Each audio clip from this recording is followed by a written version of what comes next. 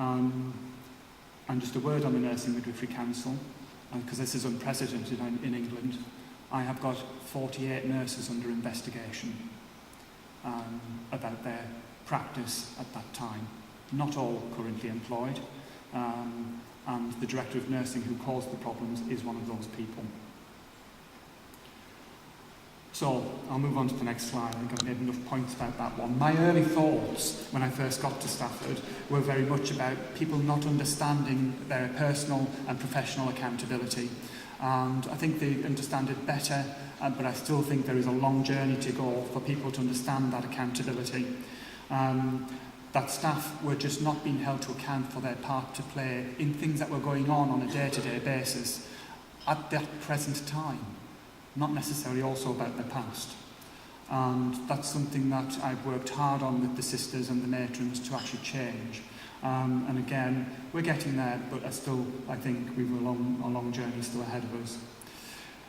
There was virtually no organisational learning going on about what had gone on in the past, from today's complaints, from what was happening about serious incidents. And for me, that was a crucial ingredient that was missing.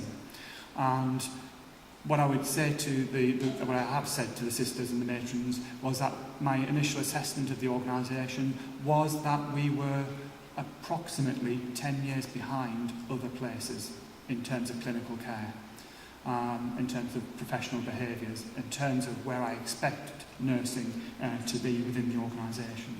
The care that they delivered was unstructured, unsympathetic and poorly coordinated.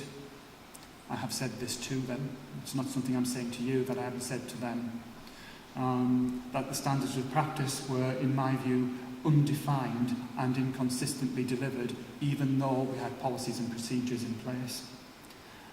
There was lack of insight into key policies. DSSA is delivering the same-sex agenda. I'll make another point on another slide about that. CQR is our meeting that we have with our primary care trust. It stands for Clinical Quality Review. I went to my first meeting with the Primary Care Trust for this particular purpose 2 weeks after getting to Stafford. Manjit was there at that meeting with a number of other managers from the hospital. It was a complete embarrassment. The managers couldn't even recite how many patients we had waiting for care that were needing care for cancer treatments. It's a simple enough question. Everybody else in the country knows the answers to these sorts of questions, but we didn't in Stafford. And actually, because of the turnaround of the top team, there was actually no organisational memory there at the top of the shop. Losing that organisational memory means that actually, when somebody asks you a question, you don't know where to find the answer. You don't know where the information is. The filing systems have gone because people keep things on computers and they're personal these days. That disappears. So you begin to have to create a new memory. Probably no bad thing in many respects. We have a banner, and you see it across the bottom of all of our slides, which is because we care. There are some very serious questions here. Would you feed a patient their meal if they had just been incontinent of faeces and they were still sat in it? Would you leave a dead body in theatre recovery and take a family in to view that body in recovery and then justify your actions in the middle of the night? Would you admit men onto your gynae ward? Would you carry dirty crockery in a full dirty laundry skip? Okay?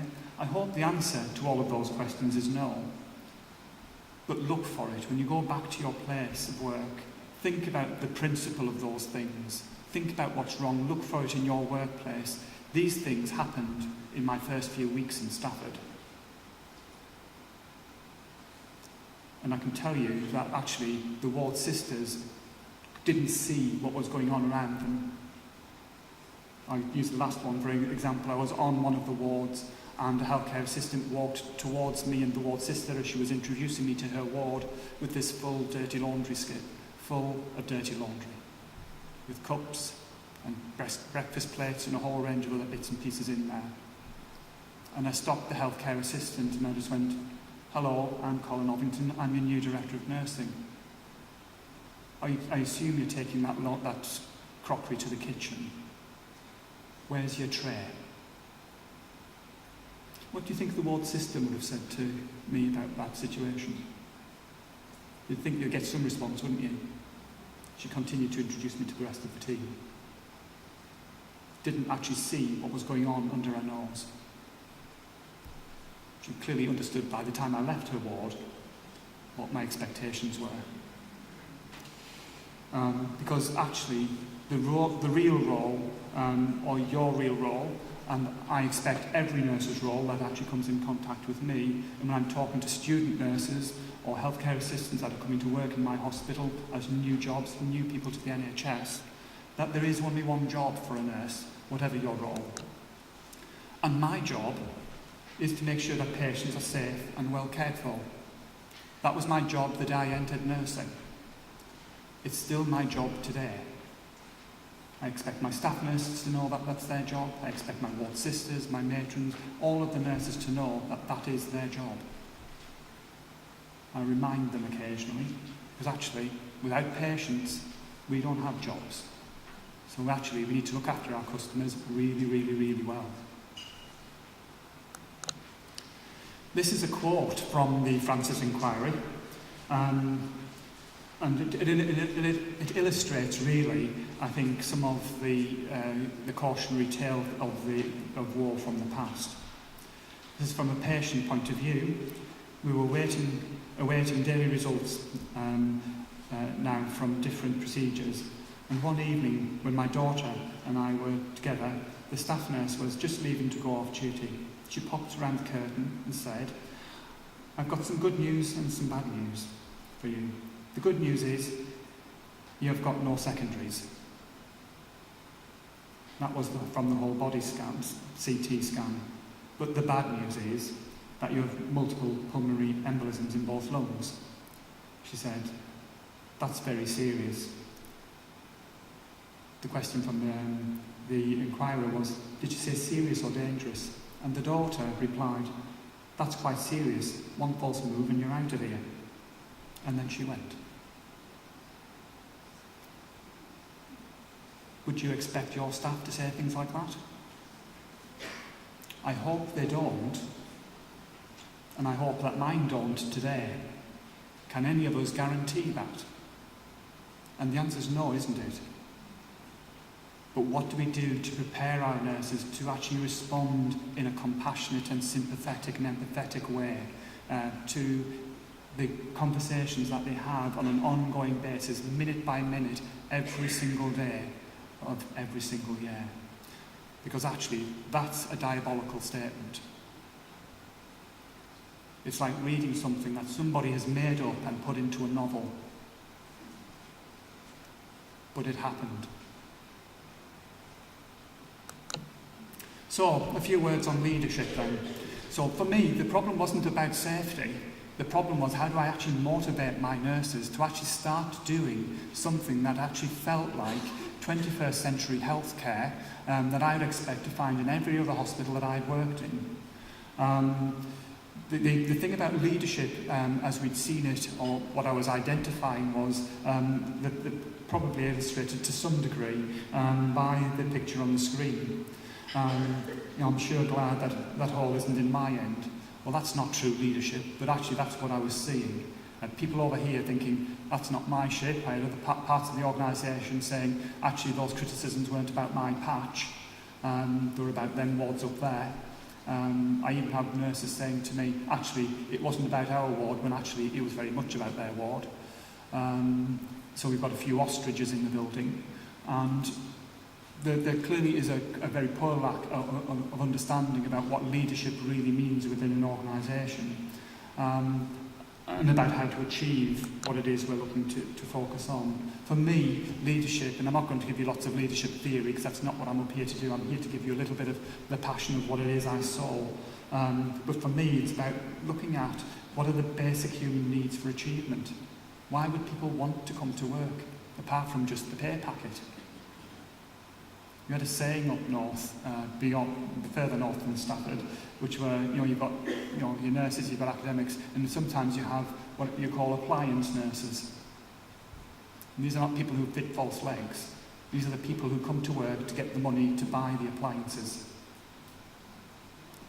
And I think what I was seeing was, or what I was being told about was, I had a lot of appliance nurses.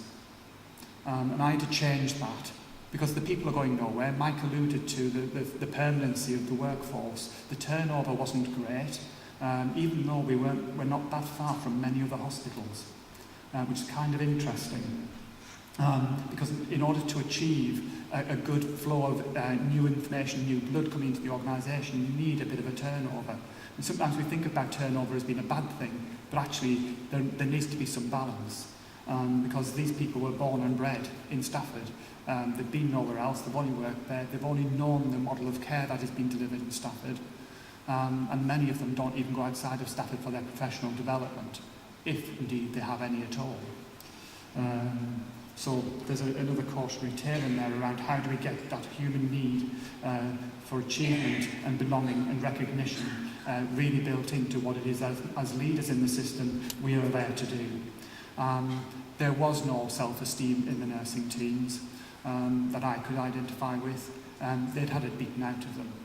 The previous management were so restrictive on their activities, or the staff themselves were so few in quantity that actually they didn't have time for self-esteem or for making decisions. And actually one of my biggest journeys is about how do I get nurses to help how do I support them to make decisions on a day-to-day basis and allow them the freedom to begin to be professionals again. Involving people in achieving the organisation's vision. You'll see a slide very shortly with about the 5 themes, which we use, if you like, as part of our direction of the organisation. But how do they make sense of it from a nursing point of view? And I think that's a crucial element. It's a crucial job for me as the director. And how do I create an environment which leadership skills can be role modelled? And when I looked around my organisation when I got there in June 2010, I actually couldn't see where my next ward sister was coming from, and I couldn't see where my next matron was coming from. So if anybody left, I knew there was probably nobody that I could see within the hospital itself that would be worthy of promoting, because actually they'd not been developed. So there's some interesting tales in there to think through. So why were the principles of succession planning? How do you develop the staff to think about those leadership roles, either in your organisation or outside your organisation? And I think as leaders in the system, we have to think about not just the 4 walls that I work within, but actually the wider healthcare system as well. There's probably something which is a little bit old-fashioned in its sense, and some of us were talking about shared governance last night at the dinner table before, when we first arrived in the country. For me, there's something about participative management styles which actually help engender the support and the commitment of staff, particularly when you've got the largest workforce around you. And as nurses and midwives, we are that body. For me then, what motivates professional employees is going to be crucial. And actually speaking with them about the detail of what's going on with patient care, being present in their care environment, going on their wards, seeing what's going on, seeing things firsthand actually is crucial. It's how Colin does his business. Colin operates an open door policy. He expects people to come and use that open door, and they do. It took them a while to get used to that notion, but they're using it certainly very strongly now.